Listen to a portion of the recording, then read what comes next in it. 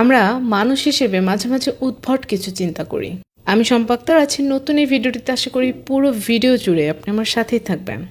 আমরা যখন কোনো মানুষের দ্বারা কষ্ট পাই তখন আমরা এমন কিছু কথা ফলো করি যেখানে স্পষ্ট বলা হয় যারা আপনাকে কষ্ট দেয় তাদের থেকে দূরে সরে থাকেন, যারা আপনাকে আঘাত করে তাদের সাথে কথা বলবেন না, আপনি একা হয়ে যান, একা হয়ে দেখেন কত ভালো লাগবে, আপনার কোনো শত্রু থাকবে না। এই ধরনের ভিডিওগুলো তখন আমরা বেশি দেখি, এই ধরনের কথাগুলো বেশি শুনি এবং আমরাও নিজেদেরকে না একা করেই নিই। কিন্তু একটা জিনিস খেয়াল করেন, আপনি হয়তো নিজেকে একা করে নিচ্ছেন কিন্তু আপনার ব্রেন কি সেটা মেনে নিচ্ছে? কোনো মানুষ আপনাকে কষ্ট দিয়েছে, আপনি না হয় তার কাছ থেকে নিজেকে সরিয়ে নিলেন, কিন্তু আপনার মন কি সরতে চাচ্ছে?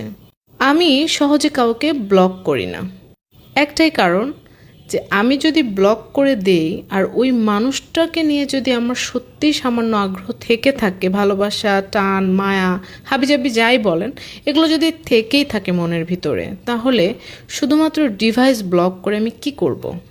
নিজের মন থেকে যদি আপনি কাউকে ব্লক করতে না পারেন তাহলে মানুষটাকে ডিভাইসের মাধ্যমে ব্লক করা মোটেও উচিত না। আর আপনার ব্রেন যতক্ষণ পর্যন্ত প্রস্তুত না হবে যে ওই ব্যক্তি ছাড়া আমার আসলে চলবে না, ততক্ষণ ওই ব্যক্তি আপনার সাথে যে আচরণই করুক না কেন আপনি পজিটিভলি সেটা গ্রহণ করুন এবং তাকে বুঝিয়ে সুঝিয়ে রাখার চেষ্টা করুন। অনেক সময় সম্পর্কের ভুল বোঝাবুঝি সেরে গেলে কিন্তু ঠিকই সম্পর্কটা আবার আগের চেয়েও সুন্দর হতে পারে। কিন্তু ওই যে কিছু সমস্যা আমাদের আছে, আমরা শুরুতেই মানুষকে জাজ করে ফেলি, শুরুতেই আমরা মানুষকে ব্লক করে ফেলি, শুরুতেই না বুঝে হুট করে একটা সিদ্ধান্ত নিয়ে ফেলি, কিন্তু পরবর্তীতে আমরা আবার রিগ্রেট ফিল করি। আমরা নিজেরাই আবার অনুশোচনা করি, ইস কেন যে মানুষটাকে ব্লক করলাম, ইস আবার ফেরত যাব কি করে, একটু ইগো কাজ করবে, লজ্জা কাজ করবে। তখন কিন্তু আমরা চাইলেই ব্লক খুলেই কিন্তু আবার বলতে পারি না কেমন আছো। আপনার মন এবং মগজ যতক্ষণ পর্যন্ত এই মানুষটা থেকে বিচ্ছিন্ন না হবে, শুধুমাত্র শরীরকে আপনি বিচ্ছিন্ন করলেন, চোখের দেখা বন্ধ করে দিলেন, এটি কিন্তু আপনার ব্রেনের উপরে অনেক বেশি চাপ সৃষ্টি করবে। আপনার আশেপাশে যত মানুষ থাকবে প্রত্যেকটা মানুষেরই কিছু না কিছু ভুল আপনার চোখে পড়বেই। এখন একটা মানুষের কি শুধুই ভুল থাকে? একটা মানুষের ভুলের মধ্যেও কিন্তু ভালো কিছু গুণ থাকে। আপনি যত জনের সাথে মেশেন আপনি নিজেরও কিন্তু অনেক ভুল থাকে। সো ওই যে মানুষগুলোর সাথে আপনি মেশেন তাদের ভুল আপনার চোখে পড়ে, ওই ভুলগুলোকে আপনার সাইড করে রাখতে হবে এবং ওই মানুষটারই ভালো দিকগুলোকে সামনে আনতে হবে। একজনের ছোট্ট একটা ভুলে তাকে সরিয়ে দিলেন, আরেকজনের ছোট্ট একটা ভুলে তাকে ইগনোর করলেন, আরেকজনের ছোট্ট একটা ভুলে তাকে ব্লক করলেন। আসলে কি ব্যাপারটা সমাধান এনে দিতে পারবে? একটা সময় গিয়ে দেখবেন আপনার আশেপাশে কেউ নেই। খুব ছোটবেলায় সমাজ বিজ্ঞান বইয়ে পড়েছিলাম মানুষ সামাজিক জীব, মানুষ সমাজে বাস করে, মানুষ মানুষের সাথে বাস করে। এখন আপনি অনেক বেশি বড় হয়ে গেছেন, অনেক বেশি বুঝতে পারেন, আর তাই জন্য আপনি একা থাকার সিদ্ধান্ত নিয়েছেন, এটি মোটেও উচিত নয়। এই একাকিত্ব আপনার মধ্যে হতাশার বাসা তৈরি করবে, আর এই হতাশা একদিন আপনার মনের মধ্যে অনুশোচনা নিয়ে আসবে। সেদিন আপনি অনুভব করবেন, ইস ওর ছোট্ট একটা ভুল মাফ করে দিলে কি এমন হতো। আচ্ছা, একটা মানুষের তো অনেক রকম দোষ থাকে, ভালো গুণও তো থাকে, ভালো গুণটা ধরেই না হয় তাকে নিয়ে আমি বেঁচে থাকতাম। তখন আপনি মানুষটার কাছে আবার ফিরে যেতে চাইবেন, কিন্তু সম্পর্কটা ততদিন আর আগের মতো থাকবে না। সম্পর্কে কখনোই লং টাইম গ্যাপ করা উচিত না, অনুভূতি নষ্ট হয়ে যায়। একই মানুষ যার জন্য ঘন্টার পর ঘন্টা নিজের সময় নষ্ট করবেন, সেই একই মানুষের সাথে শুধুমাত্র দূরত্ব তৈরি হওয়ার কারণে, যোগাযোগের দূরত্ব তৈরি হওয়ার কারণে একটা সময় আপনি অনুভব করবেন আগের মতো আর কথা বের হচ্ছে না।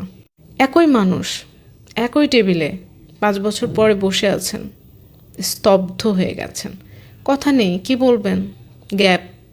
অনেক নেগেটিভিটির মধ্যেও আমি আপনাদেরকে একটা পজিটিভ ধারণা দিতে চাই। ও হ্যাঁ, তার আগে বলে নিতে চাই আমার পেজটি ফলো দিয়ে আমার পাশেই থাকুন। ছোটবেলা থেকে বড়বেলা পর্যন্ত যাদের সাথে বেড়ে উঠেছি তাদের মধ্যে খারাপ গুণ ছিল। বাবা মাও কখনো কখনো আমাদেরকে মেরেছে, সেই বাবা মাকে কি আমরা ছেড়ে দিয়েছি? ভাই বোনের সাথে প্রচণ্ড মারামারি করে বড় হয়েছি, আমরা কি ছেড়ে গিয়েছি? তার মানে আমাদেরকে এগুলোর মধ্য দিয়েই চলতে হবে, কিন্তু এই মানুষগুলোকে ছেড়ে দেওয়া যাবে না। খারাপ সময় এবং মানুষের খারাপ আচরণ এটা হচ্ছে জীবনের অংশ। ধরেন আপনার মনে কেউ কষ্ট দিল, আপনার সাথে কেউ উচ্চ বাক্য করলো, আপনাকে প্রচণ্ড রাগারাগি করলো, আপনার উপরে নিয়ন্ত্রণ হারিয়ে যা ইচ্ছা তাই বলে দিল। ঠিক ওই মুহূর্তে আপনার কি ভাবা উচিত বলেন তো? কেউ পাল্টা জবাব দিবে, কেউ ঝগড়া করবে, কেউ মারতে যাবে, কেউ কথা বন্ধ করে দিবে, এগুলোই তো হয়ে থাকে, তাই না? কিন্তু আপনি কি করবেন জানেন? আপনি তাকে শুধু একটা কথা বলবেন যে তোমার যখন সব রাগ শেষ হয়ে যাবে তখন আমার কাছে আবার ফিরে এসো, আমি একই থাকবো। আপনার একটা ছোট্ট মুচকি হাসিও কিন্তু আপনার সম্পর্কটা ঠিক করে দিতে পারে। আবার যদি আপনি এটা চিন্তা করেন সে তো জনে জনে মানুষকে বলে না, সে তো আমাকে বলছে, তার মানে আমার উপরে তার ওই অধিকারটুকু সে মনে করে, এজন্যই বলছে। সবসময় মনে রাখবেন, মানুষ তার চিন্তার মাধ্যমেই বেড়ে ওঠে, মানুষ তার চিন্তার মাধ্যমে সিদ্ধান্ত নেয় এবং মানুষ তার চিন্তায় বড় হয়। আর আপনি যদি একবার নিজের চিন্তা পরিবর্তন করে ফেলতে পারেন তাহলে আপনার সাথে ঘটবে ম্যাজিক। শোনেন একটা কথা বলি, প্রথমে কিছু মানুষকে আপনার খুব জঘন্য মনে হবে, আপনাকে নিয়ে সমালোচনা যারা করে, খারাপ কথা যারা বলে, খুব জঘন্য মনে হবে, আপনি চাইবেনও তাদের থেকে দূরে সরে থাকতে। কিন্তু সমস্যা হচ্ছে আপনি একটা সময় গিয়ে একা হয়ে যাবেন, আর সেই একাকিত্ব থেকে আপনার হতাশা কাজ করবে, আবার মিশতে ইচ্ছা করবে, আবার ঘুরে ফিরে মিশতে যাবেন, আবার কিছু বদনামের ভাগিদার হবেন, কিছু সমালোচনার মুখোমুখি হবেন। এটা একটা সাইকেলের মতো। এই চক্র থেকে আপনি নিজেকে বের করতে পারবেন না, এটাই জীবন।